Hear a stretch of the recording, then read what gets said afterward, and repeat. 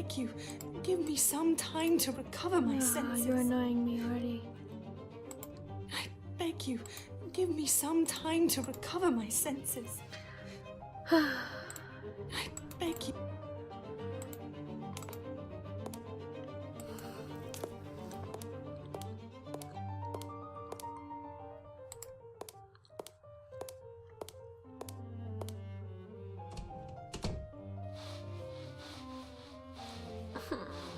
I don't know what to do.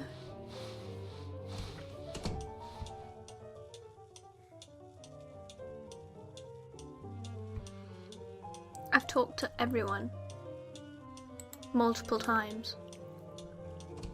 They talk to you about the Frenchman? Any more questions? I have.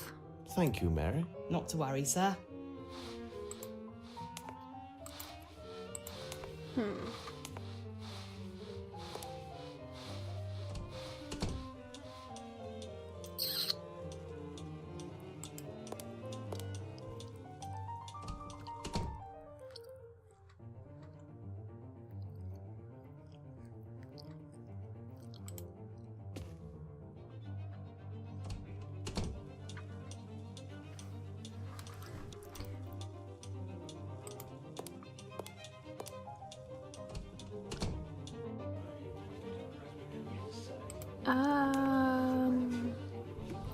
Go back.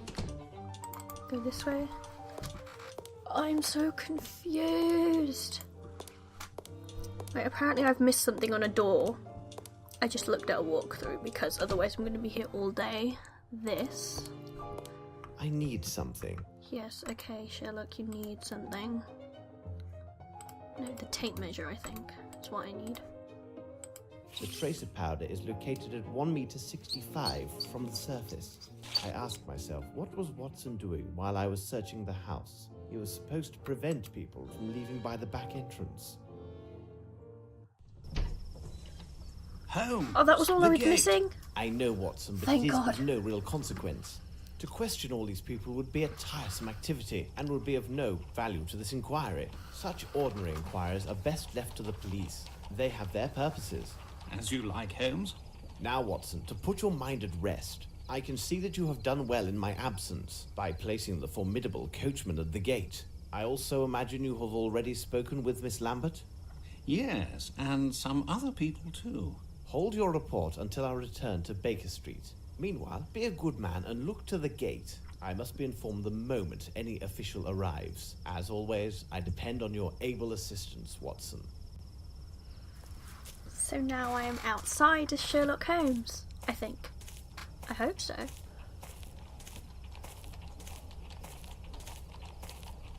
I am! Perfect, let's talk to them.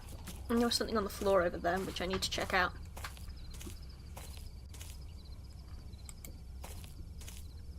I need something.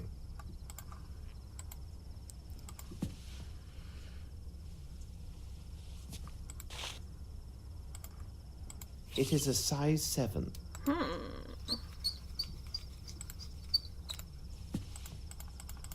Okay, what's this?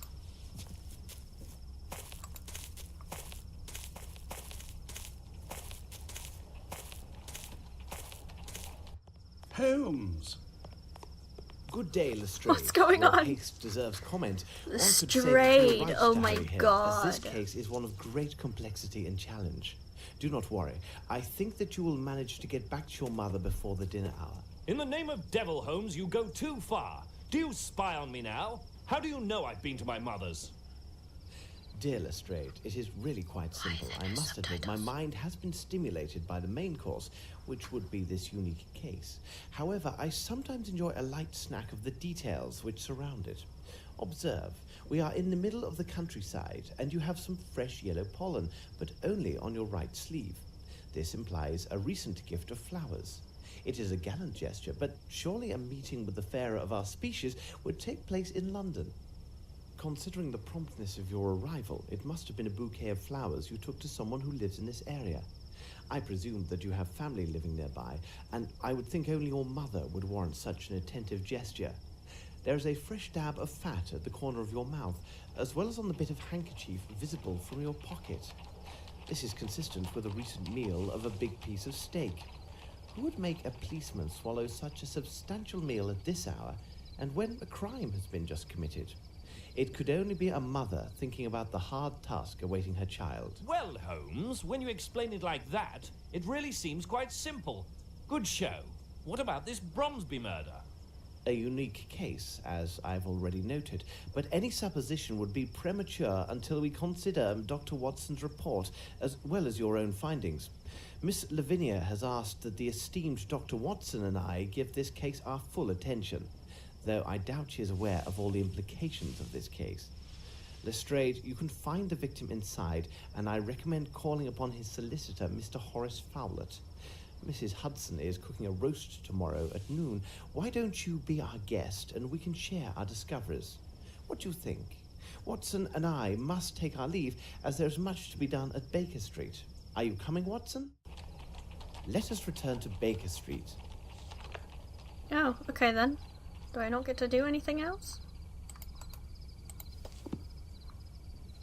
Okay then. Let's return to Baker Street. That went by a lot quicker than I thought it would. Why are there no subtitles in the cutscenes? That really annoys me.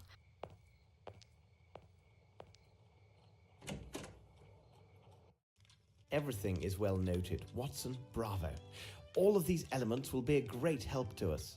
As for myself, I have already told you everything that I know, and I can tell you nothing more until I receive answers to the messages I've sent with Wiggins.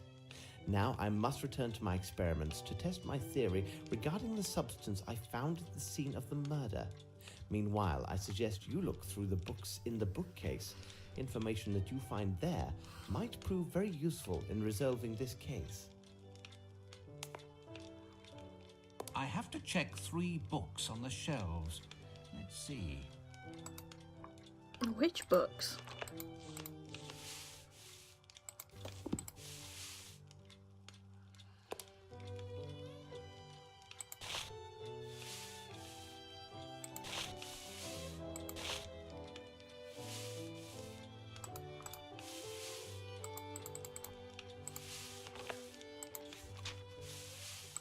Book about footprints.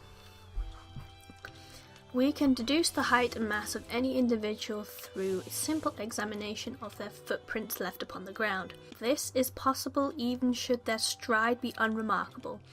The stride is often shortened when an individual is moving with great caution to avoid detection either prior to or immediately after they having committed a crime.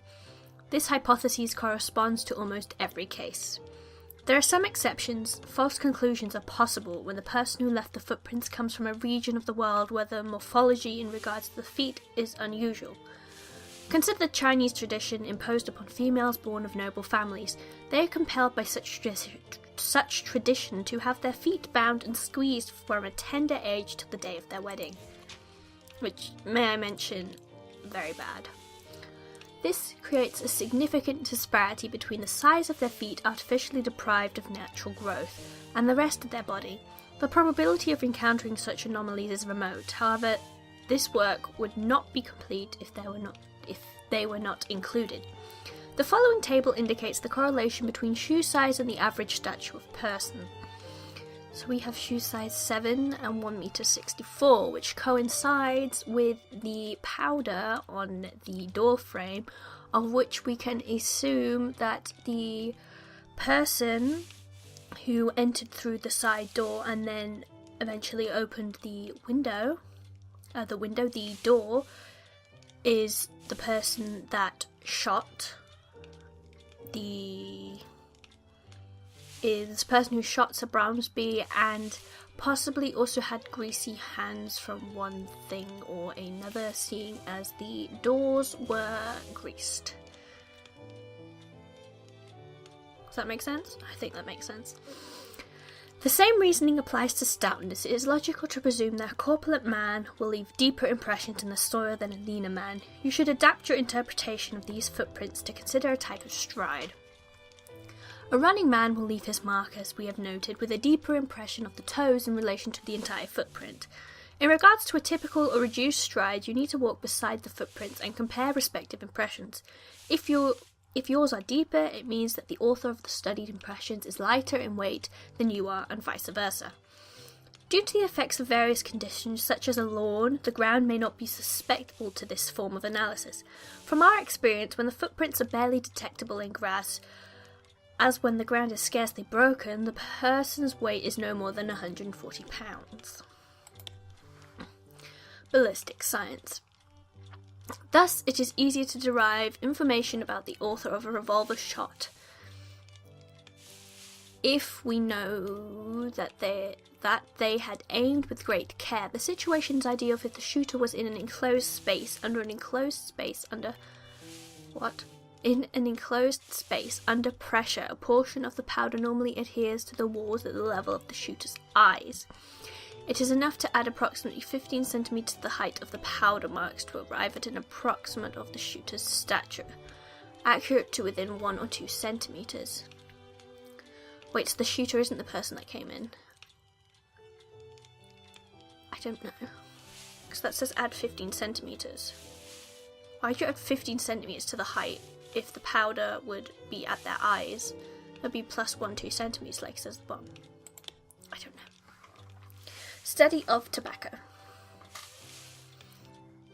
After authorization, the local herb is mixed with the tobacco leaves in the manufacture of cigarettes, primarily by the Chiripaqui Company. It is unlikely that the particular blend of tobacco would be found any place other than Brazil or even outside the Amazonian basin, primarily because the calming effect of this tobacco mixture is a significant cause of industrial and agricultural decline in the production of this tobacco. It is common to encounter a Brazilian peasant who indifferently watches a bird steal the tobacco seeds that he has been planted in the ground. That he has just planted in the ground. Invariably, you will also observe a small pile of flaky ash, characteristics of this tobacco near his feet. Okay, so we're looking for someone Brazilian. Which could be really helpful in our investigation. These Chiripaqui cigarettes come from Brazil, and they seem to contain narcotic substances. What might they be? I need to analyze the evidence found at Sherringford Hall. A piece of white cloth, a small box, various powders, and finally the hair. Let's get to work. I need to analyze the evidence found at Sherringford Hall. A piece of white cloth, a small box. To analyze the nature of these stains, I must first soak the cloth in a solution of soap and water.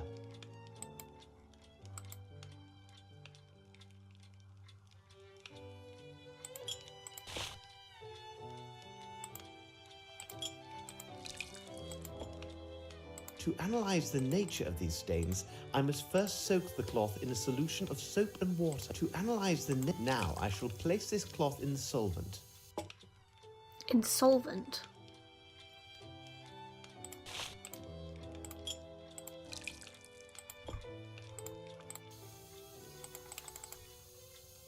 Now I shall... The stains are sticky, but not very oily. Okay, that was it? Okay then, powder. Let's examine it under the microscope.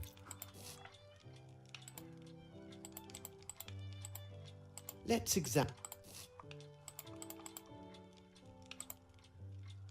me study this more closely. What would be the reaction if I heated this powder? Let's examine it under the microscope. Let me study this more closely.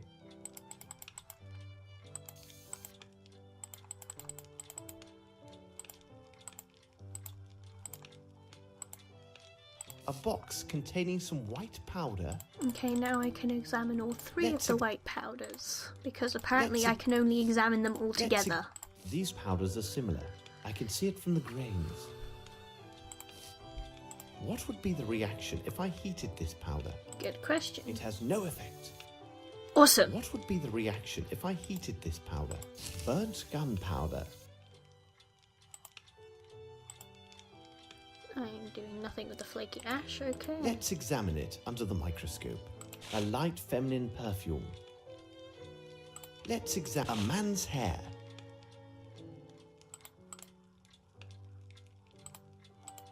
Let's examine it under the microscope. A very fine white cotton. Let's mix some water with this powder.